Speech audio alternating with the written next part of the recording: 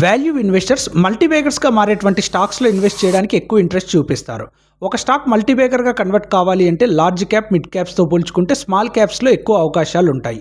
పర్టికులర్గా ఏ కంపెనీస్ అయితే సేల్స్ అలాగే ప్రాఫిట్ రెగ్యులర్గా గ్రో చేసుకుంటూ వెళ్తాయో ఆ కంపెనీస్ భవిష్యత్తులో మల్టీబేగర్స్గా కన్వర్ట్ అయ్యేదానికి ఎక్కువ అవకాశాలు ఉంటాయి.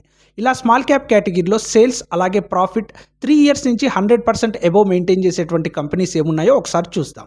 అల్పెక్స్ solar company last 3 years sales growth 125% గాను, ప్రాఫిట్ గ్రోత్ 278% గాను రికార్డ్ చేయడం జరిగింది. MV photo company 3 years sales growth 101% గాను, ప్రాఫిట్ గ్రోత్ 395% గాను రిపోర్ట్ చేయడం జరిగింది. కేపీ గ్రీన్ ఇంజనీరింగ్ కంపెనీకి లాస్ట్ 3 ఇయర్స్ సేల్స్ 122% గాను, ప్రాఫిట్ గ్రోత్ 123% గాను రికార్డ్ చేయడం జరిగింది. మార్సన్స్ లిమిటెడ్ లో లాస్ట్ 3 ఇయర్స్ సేల్స్ గ్రోత్ 277% గాను, ప్రాఫిట్ గ్రోత్ 160% గాను రికార్డ్ చేయడం జరిగింది.